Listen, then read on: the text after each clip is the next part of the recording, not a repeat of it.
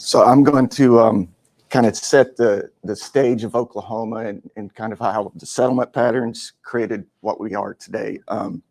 Before I get started, I want to tell you that if you have any questions, if you have any concerns, anything during my talk, just shout them out there. I want it to be more of a discussion if that's possible. There's only two real tribes that are native to Oklahomans after contact by Europeans, the Caddo and the Wichita. There are a lot of nomadic tribes that came into the state, but there are only two that were actually in the state until the early 19th century, when the United States government forcibly relocated the five tribes: the Chickasaw, Choctaw, Cherokee, Creek, and Seminole. They relocated these tribes from southeastern United States, where they'd already adopted a lot of Southern culture, including slavery. Talk about the Trail of Tears and how hard it was on these tribes, but think about their enslaved people that had to come with them. So when they were forcibly moved here, and they received all of Oklahoma except for the Panhandle. People think of Indian Territory as just the eastern part of Oklahoma, but before the Civil War, all of the Oklahoma was given to these five nations. So when the Civil War occurred, although members of the tribes fought on both sides, each of these five tribes signed treaties with the Confederacy. So after the Confederacy, or after the Civil War, the United States took that opportunity to reconstitute their treaties. They scrapped their old treaties, took away half their land, took away western Oklahoma, and also tried to force these nations to give full rights to their freedmen, their ex-slaves, which occurred with varying success. Before I get too much further, I want to say that the Choctaw and the Chickasaw were more Southern than the other three tribes. They were very Southern.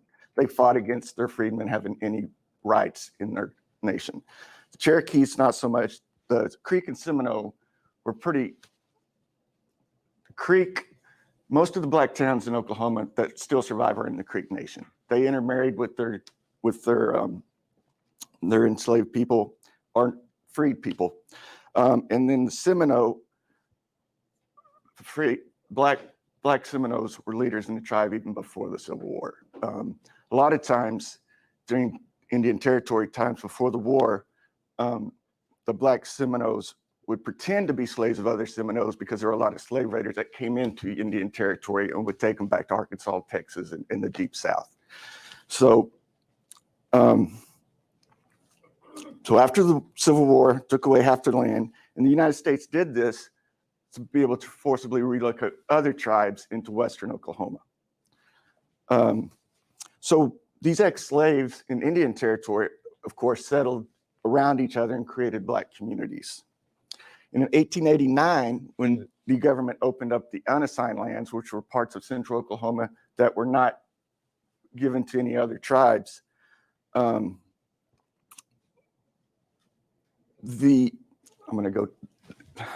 there was non-Indian settlement. American Indians couldn't make the land run because they weren't U.S. citizens, but many did. Recent immigrants couldn't make the land run because they weren't U.S. citizens, but many did. Well, one exoduster, which is ex-slaves in the Deep South who relocated to Kansas after the Civil War, one of their leaders, E.P. McCabe, encouraged a lot of blacks in Kansas to make the land run. He even went to Washington, D.C. and lobbied to make Oklahoma Territory an all-black state or territory. Of course, when the land run happened and the subsequent land runs, the white migration overwhelmed the black migration. But still, in these areas, a lot of African Americans made the land run together and created black towns and communities. So this became Oklahoma Territory. In eastern Oklahoma, Indian Territory, in 1898, the Dawes Commission started allotting land.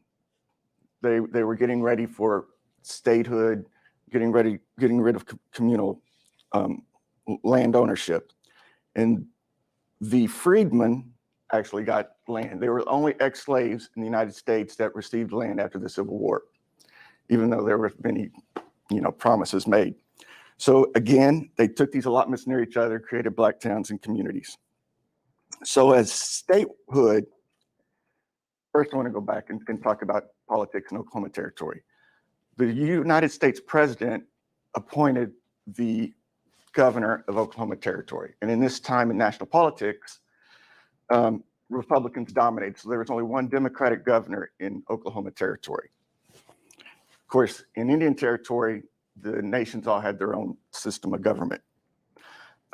As statehood approached, there were two camps. There was make both Oklahoma Territory and Indian Territory into one state or create two separate states. Leaders in African-American leaders in Indian Territory were very concerned about combining the two territories. They knew that Democrats would overwhelm them and that Jim Crow would likely occur. So as the Constitutional Convention came, Alfalfa Bill Murray, I'm sure a lot of you are familiar with him, was the president of the convention. Oklahoma's constitution is one of the longest in the nation, and it included many of the populist and progressive ideas of the time. These included initiative and referendum and strict corporate oversight. The Constitution was so pro-organized labor that the signers gave their pens to Samuel Gompers, who was the American Federation of Labor's national president. It was very, very progressive, except on one issue, and that issue was race. During the convention, Alfalfa Bill Murray even gave a speech about the place of African Americans in society and said that they couldn't have professional careers. So as they concluded this Constitution, Theodore Roosevelt warned them that if it had any Jim Crow language, he would not approve it. So it didn't have any Jim Crow language at all in the Constitution. But this didn't ease the fears of the Black leaders in Indian Territory. They got a contingent together and they went to Washington, D.C. and lobbied President Roosevelt not to approve our Constitution, not to approve statehood. They did not convince him. And of course, we became a state in 1907. And now I'm really getting into the politics. The very first law passed by Oklahoma was Senate Bill number 1, which is a Jim Crow law. It was segregated trains and train depots, train stations. So that created decades of Jim Crow and ongoing struggles legally and civically against it. So that is getting to the early 20th century and the start of our state. The next part I want to talk about is when you look at Oklahoma and you draw a line from Altus up through Tulsa, an imaginary line. With non-Indian settlement, most of the people below that line came from Arkansas, Texas, and the Deep South. Most of the people above the line came from Kansas, Midwestern, Jayhawkers. And to me, a lot of the most interesting places are right in the middle where all these different cultures, along with freedmen and American Indians, combine. That's very, very interesting to me in my 25 years of looking at Oklahoma's history. So in the early 20th century, many of the folks above the line in Northwest Oklahoma were Germans from Russia and other Midwesterners. And they became very interested in socialism, Socialist Party. And this became popular there, and then it became popular in the coal mining areas of Old Indian Territory, where a lot of European immigrants had come and settled. And it became popular in a lot of the union areas of the state. In 1914, the Socialist Party candidate for governor received more than 20% of the statewide vote in Oklahoma.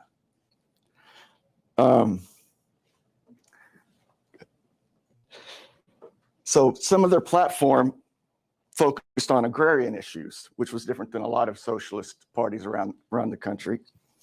And they very much they attacked farm tenancy and the sharecropper system.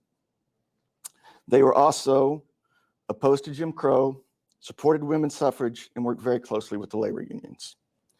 Well, as World War I intensified, this party was very adamant against the United States joining the fight.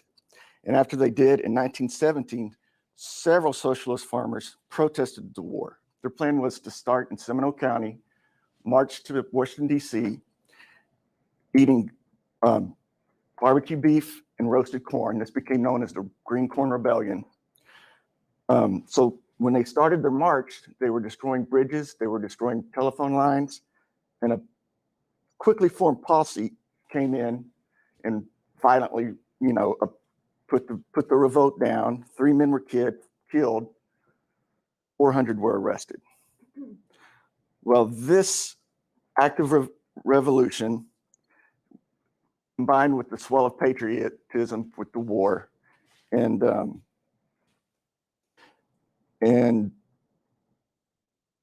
the fear of a revolution in Oklahoma, started the demise of the Socialist Party in Oklahoma.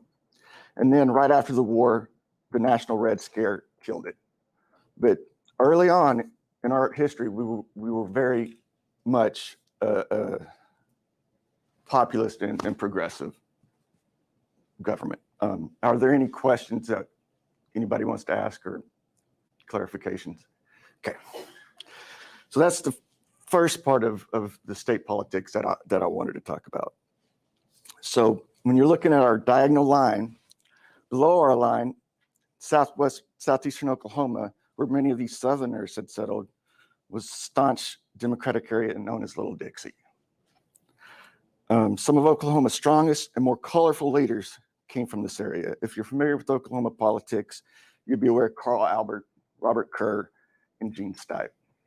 Well, I want to talk a little bit about Kirk Synix, who was a mentor to Gene Stipe and taught him a lot of the politics he used.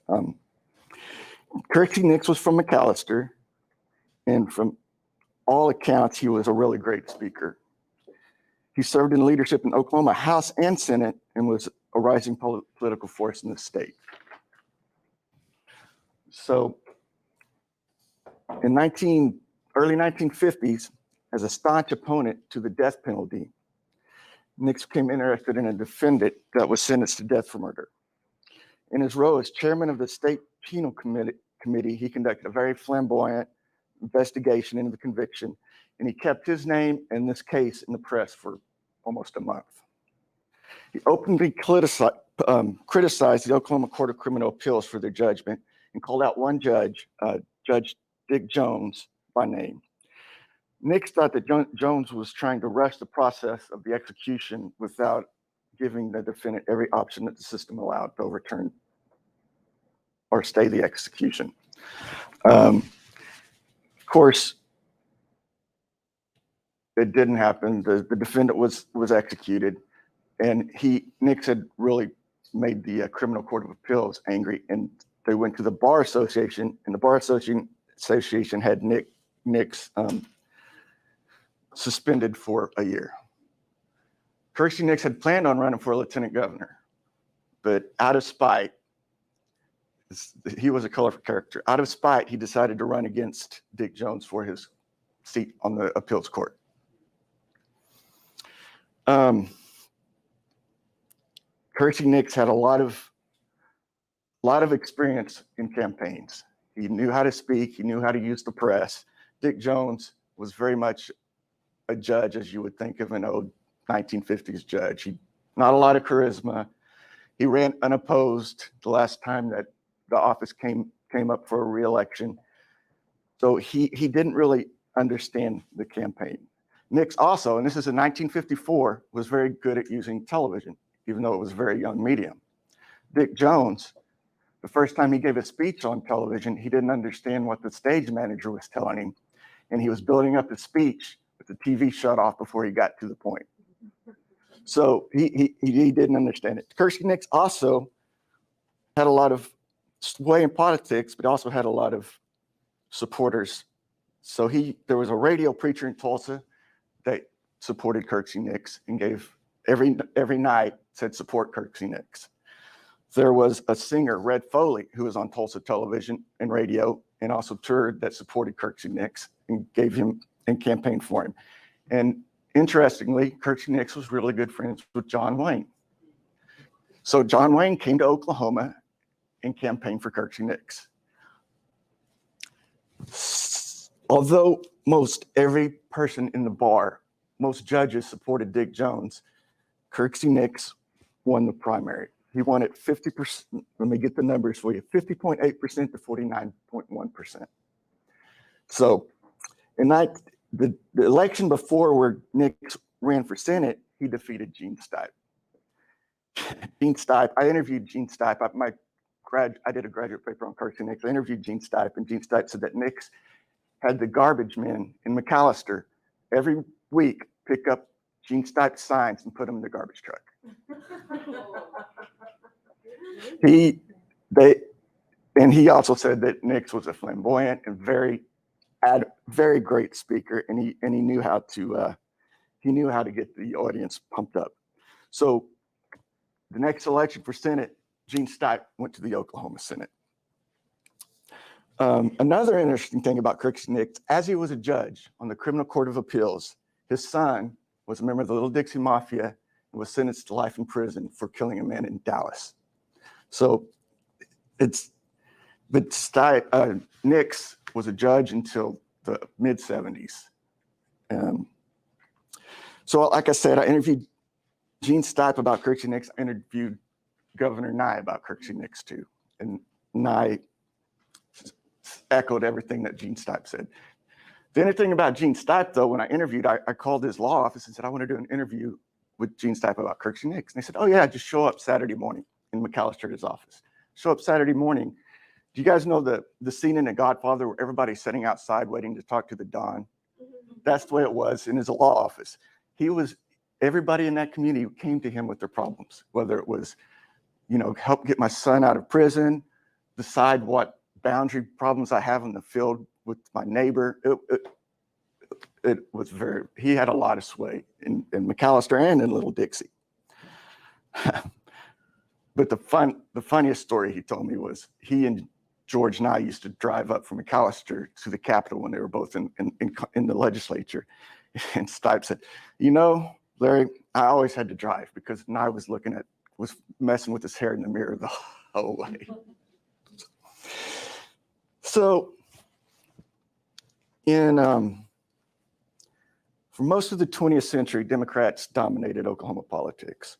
From 1907 to 1973, Democrats averaged 81% of the seats in the state legislature. So I want to talk about another interesting campaign that really impacted the trajectory of Oklahoma politics. It's the 1962 gubernatorial race. 12 Democratic hopefuls entered the primary, and these included stalwarts of the party. Raymond Gary, who had already served 2 terms as governor, ran in that election. George Nye ran in that election. George Miskovsky, who Governor Nye told me was the greatest speaker he'd ever seen, ran in that election. Fred Harris, who ran for president of the United States, ran in that election. And so did the eventual winner of the primary, W.P. Atkinson, who was the father of Midwest City, had a newspaper in Midwest City for years and years and years. So Atkinson beat Raymond Gary in the primary 50% to 49.9%. The Democrats fought so hard against each other and was such a bitter campaign that they underestimated the opponent on the Republican side. That was Henry Bellman. Henry, I want to go back and say, Republicans for statewide offices before Henry Bellman were a lot of kooks, is what one person told me. There was really not any options. Henry Bellman almost single-handedly organized the Republican Party and created an organization that could compete at a statewide level. He and what he called his Bellman Bells, which were supporters that campaigned for him dressed in dresses that his wife had made for him, American flag-looking dresses, ran a very organized and effective campaign. They traveled to almost every community in the state for that election, and they were relentless. So in the general election, even though Republicans held, only 18% of Oklahoma voters were registered Republican, 18%. Bellman beat Atkinson convincingly, not just you know, beat him like 55 to 44%. So that he was the first ever Republican governor of Oklahoma. And as you know, our politics have shifted. Since 1980, no Democrat running for U.S. president has gotten more than 40% of Oklahoma's vote. Not one. So, like many southern states in the 90s, when the Christian right started mobilizing on behalf of the Republican Party, joining the more traditional economic Republicans, as a lot of people call them, country club Republicans, that's when the political balance shifted. Not just here in Oklahoma, but in many states in the South. So that's how we got to where we got. I know I speak too fast. Does anybody have any questions? Like Bree said, I started with the Oklahoma Historical Society in 1998 as a researcher for the Tulsa Race Riot Commission, as it was known now the massacre. Yes, ma'am. Oh no, I just finished your thought. Just whatever you. And then I worked with the Encyclopedia Project. So I've traveled all around the state and have, I think our history is very unique and very interesting. And it kind of is a microcosm of the United States, in that we were settled so late and by so many different cultures and different people from other cultures that it's very interesting and something that always surprises me. Yes, ma'am. Well, thank you so much for giving that history. It's really interesting. Some things I definitely didn't know. I was wondering if you could elaborate a little more on the balance shift that you spoke of. Are you talking about the shift in Republican ideas versus Democratic ideals? Yeah. Yes. In the 90s, the rise of, like I said, the Christian right into the Republican Party shifted their ideals to more Christian values instead of their economic values, and that's what became popular for a lot of Oklahomans. Okay, thank you. Yes, and Andy might have more insight than me on that, but that's what I've noticed. So, anything else? Yes, ma'am. So I know you were talking about how like the freemen were treated in regards to being part of the native tribes.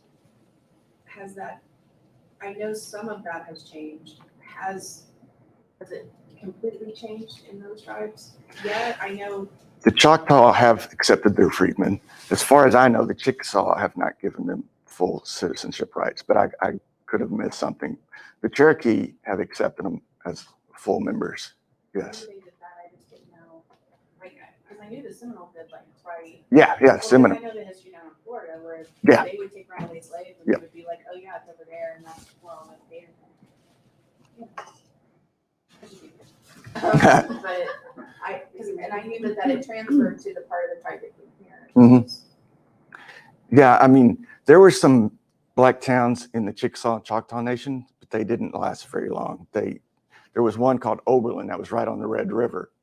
And, it didn't last more than a couple of decades. So there were many in the Seminole Nation and a lot in the Creek and several in Oklahoma Territory. There is one in Chickasaw Nation that survived. It's Tatum's down in southern Oklahoma. Yes. Anything else you want me to talk about?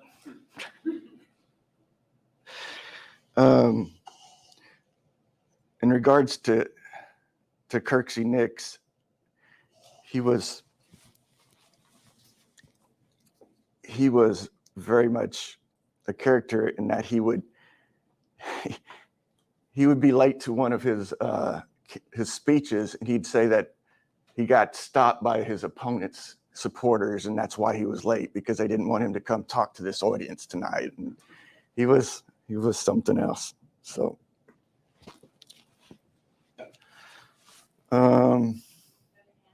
Yes, yes, sir.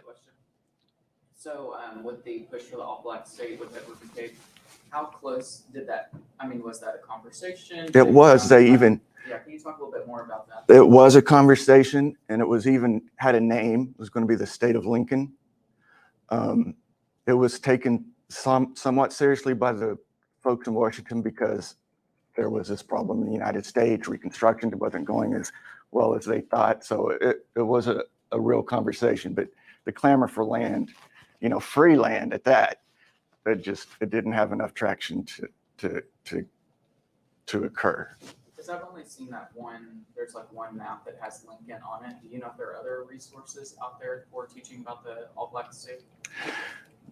There are. You can email me at lodell@okhistory.org, and I can send you some materials. And the leaders, a lot of people talk about Roscoe Dunjee as one of the leaders for civil rights in Oklahoma, and he was a great leader. But the father is W.H. Twine. He owned the Muskogee Cemetery in the late 19th century, early 20th century. He was the one that organized leadership that went to D.C. to lobby against the Constitution and making Oklahoma a state. One of his proteges was A.J. Smitherman. And A.J. Smitherman created the Tulsa Star in Tulsa. A.J. Smitherman is who the city of Tulsa mainly blamed for the Tulsa Race Massacre in 1921. He was also the father of him and I.W. Young, another African-American who was president of Langston at one time. They organized the African-Americans to join the Democratic Party in the 1920s, or in 19-teens and 1920s. Prior to that, most African-Americans were Republicans. It was the party of Lincoln. Smitherman very much in his newspaper touted the Democratic Party, and I.W. Young went around Oklahoma speaking to the African-American communities, trying to convince them to become Democrats. Also, A.J. Smitherman would go to different parts of Oklahoma when there were race occurrences happening, and he would organize the members of those towns. His theory was that lynchings and mobs wouldn't happen if you were organized and you stood up to these mobs. Well, this got him crosswise with Roscoe Dunjee, who did not have that opinion.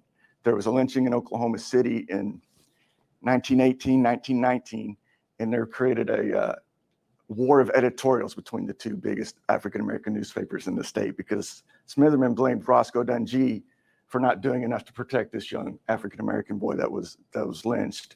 And they went back and forth. And this was right before the Tulsa Race Massacre. And then when someone was held in jail in Tulsa, Mr. Diamond, who was held in jail that the African-Americans feared were going to be lynched, Smitherman organized Tulsa, and that's why they went downtown to offer assistance. So to me, Twine, Smitherman, Dunjee, they're all important people in Oklahoma's history, not just with civil rights, but with Democratic Party and Republican Party, which it took a long time for Dunjee to go from Republican to Democrat. He was much later to the game. So I can talk about anything in Oklahoma history if you want me to. Yes, sir. Okay. I know your specialty is in looking at the past, but I think like one of the huge values of understanding the past is seeing how it translates to the current and future environment. So this is like your opinion kind of question, but based on what you know about the history of Oklahoma and you talked about all the transitioning dynamics that have happened, is there anything in the current environment that gives you any indication that those dynamics could change in the near or distant future, or do you see the current situation as kind of continuing status quo or getting even more so? I know that's just a speculation Yeah. kind of question, but I think it's like something that someone that's studied history is going to bring some value there that we don't have. There's a lot of ebb and flows in these type of dynamics, but I will say, and regardless of party, in the 1920s, Oklahoma was one of the first states to pass an anti-evolution bill. You couldn't teach evolution in the state of Oklahoma. They did it before the trial, the Scopes trial. We were one of the first states. So it's more of, I'll probably get into trouble, so I better just watch what I say. But yeah, the dynamics ebb and flow, but there is some of these types of what's going on now has been going on for years and years, and it's a lot of it has to do with the Christian right, really. Yes, sir. Certainly some of our history involves a real populist thread, right? Mhm, yes. And it's woven into our state constitution. One of the things that I'm passionate about, I'll be speaking about tomorrow, is the initiative petition process. Yeah. Can you tell us a little bit about how that came to be as framed in the Constitution and the role it's played in our state since then? So Peter Hanratty was a leader in organized labor here in Oklahoma. He organized the miners, successfully struck against the owners of some of the coal mines here in Oklahoma, and he was very pro-labor.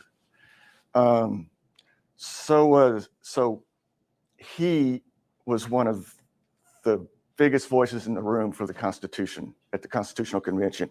So they put pro-labor, populism, progressivism into this Constitution, and initiative referendum was one of their focal points, along with,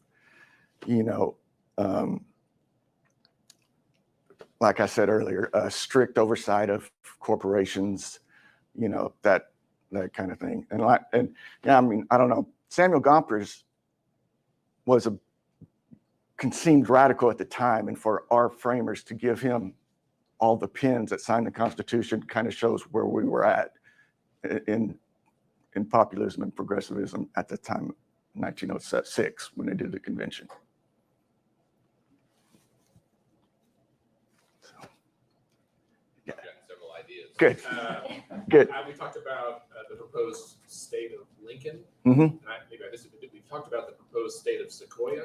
The Sequoia was the proposed state that the American Indian leaders in Indian Territory put out there to create the Indian Territory into a state. Again, Alfalfa Bill Murray was involved in that.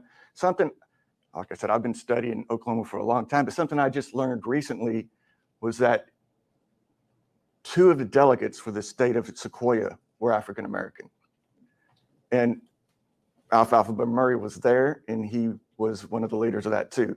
But yeah, it was a state that our Constitution was based on a lot of what they were saying too. A lot of the same leaders that proposed that came to the Constitutional Convention. But again, it did not gain favor. They took it to DC, and there was no traction there. But it was a proposed state. They already had their counties. You go to okhistory.org, you can see the map of the state of Sequoia. I'm a little puzzled why we passed not teaching of evolution when at that time it sounds like we were still pretty progressive. Yeah, me too. Little Dixie, the Southern, where a lot of our leadership was, very Southern Baptist. That dominated the south of Oklahoma. So it was. They were the minority that they got this passed. Yes. Okay, your dominance is religion. Yeah. But even back then when they were progressive.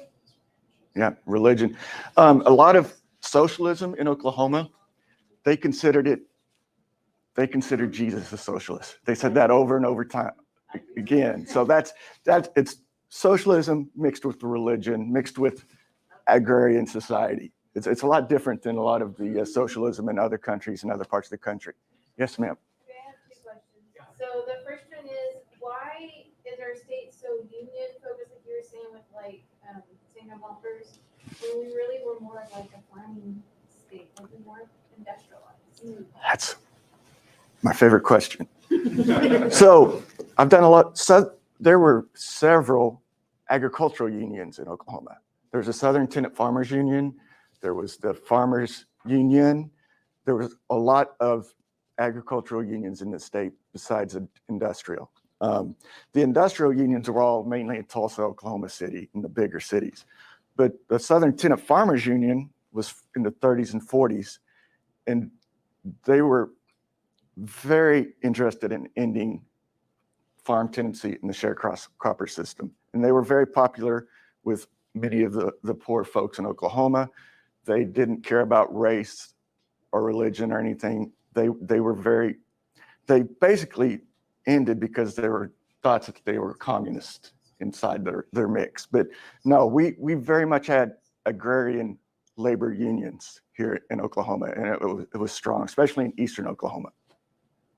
And my other question is, what was the breakdown of African American communities to Native American communities to white communities, like at the high point, I guess you could say? 10% of Oklahoma was owned by African Americans right after statehood. A lot of them left Oklahoma because at that time, because they knew that Jim Crow was coming. A lot of them actually moved up to Canada. Canada had a large campaign to attract settlers, especially in Alberta area. And then some left to Mexico. There was a Chief Sam came to Oklahoma, and he had a Back to Africa movement where many people went to Africa. It was a failed, it failed and they came back. They were kind of sold a bill of goods, but there were a lot of outward migration because of Jim Crow and what Oklahoma was becoming in the early 20th century. So at statehood, when we had discussed dividing the state, we have a good half of the state that's Native American owned almost. Mhm. And then you have African. You had African Americans in both areas because, a lot of African Americans made the land run because of the opportunity for land and free land at that. So it would have been almost a 50-50 if you put African Americans and Native Americans together versus the white communities? I haven't seen that kind of breakdown. I know that African Americans had 10% of Oklahoma's land, at the beginning of the 20th century. I haven't looked at the American Indian because you had American Indians that owned land in eastern Oklahoma, but you also had a lot of the tribes in western Oklahoma that were allotted land too. And the interesting part about allotment, probably getting into the weeds here, that American Indians, when they received their allotment, especially in eastern Oklahoma, they couldn't sell their land for 30 years.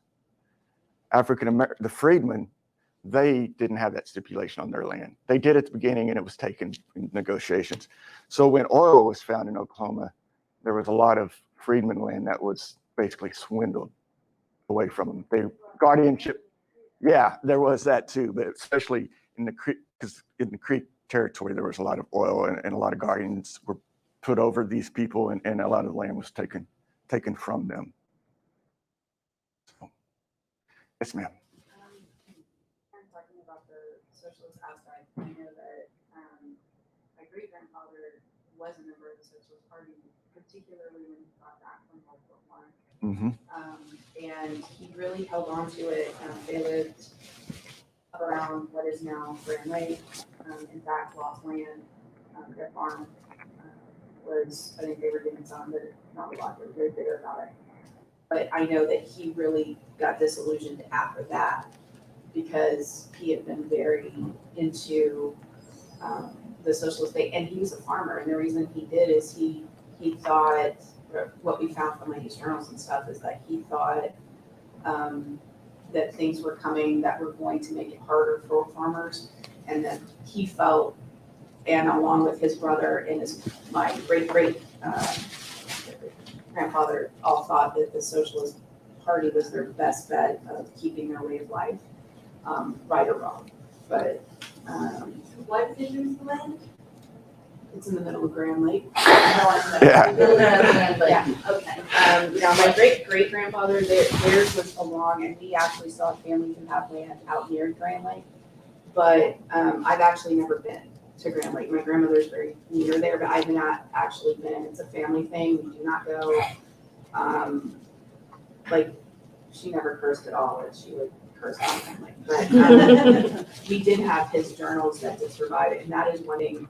And the way he wrote it, and he was talking about friends, is I think that some of the farmers, especially in eastern Oklahoma around that time, kind of knew the writing was on the wall that water was going to have to come somehow, and they thought this was their best bet of keeping their because they didn't trust the government.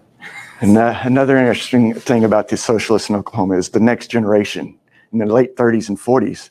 It was small, but there was a big communist movement here in Oklahoma and a communist party.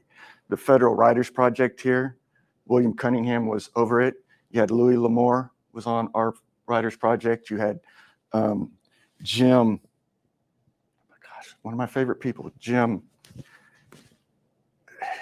He wrote a lot of novels that some of them became movies.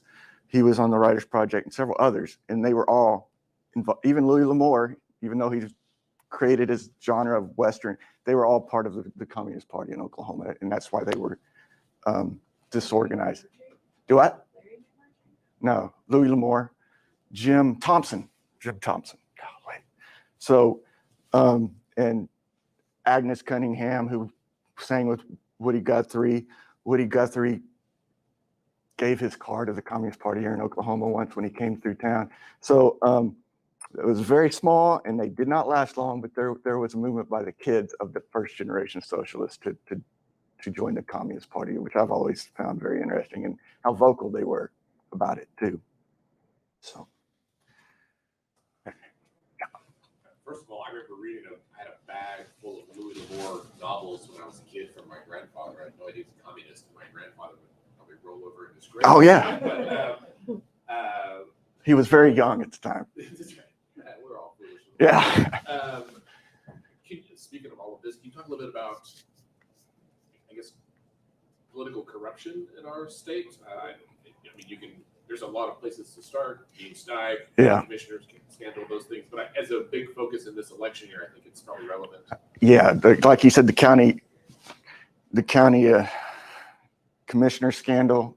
I mean, I can't remember off the top of my head, but I think there was 20 plus people that were indicted with that. Which county commissioner scandal? The 80s. In the 80s. Yes, 1980s. Do what? I know a little bit about some scandals in the 80s. Yeah, there was a large net of many county commissioners at the same time that were I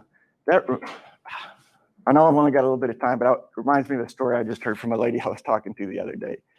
She was a student here at OU, and she's a reporter now, and she asked me for a picture. She was doing a story on liquor laws. So I sent her a picture of some people celebrating here in Norman about, passing liquor by the drink. And she said, oh my God, I know that guy. When I was a student at OU, I worked on his campaign. He paid me so much money. She said, I would call people to do an exit poll, and he wrote a script out for me, and he said, read this. So I read it, and I said, CBS News is doing a poll and want to know how you voted on the city council here in Norman. She said, after doing it about 3 times, this guy says, Peter Jennings or whoever was with CBS really wants to know how I voted in a city council meeting, So that's kind of touches the core of how politics work, especially here in Oklahoma. So, and Gene Steib. The thing about Gene Steib was he did get in trouble, but he really was a progressive liberal, and he really did work hard to make Oklahoma's lives better. He just wanted to make his own pockets better too. He lined his own pockets also, but he did believe in the democratic values that he supported. Same with George Nye, and I'm not saying George Nye was corrupt, but he really did believe in the democratic process and what they were fighting for. And he still active, still around, over 90, comes and speaks at the History Center all the time here in Oklahoma City. So I know I didn't touch much on corruption, but at times, Sure. So. Well, and I'll plug, if it's okay. Yeah. The Historical Society has a podcast called Very Okay Podcast. Yes, and it does. A recent episode had prosecutor that prosecuted all the county commissioners. Yes. in the Scandal. And it's a fascinating, I listened to it twice. Every time I'm like, oh my God. So if you're interested in that, a very okay podcast. The next podcast, I believe, is going to be about Kate Bernard, who was the first woman elected in Oklahoma right after statehood. Even though women couldn't vote, she was elected to be over the court, the correction system. All right. If there's anything else, I think my time's about up. All right. Well, thank you guys for listening to me.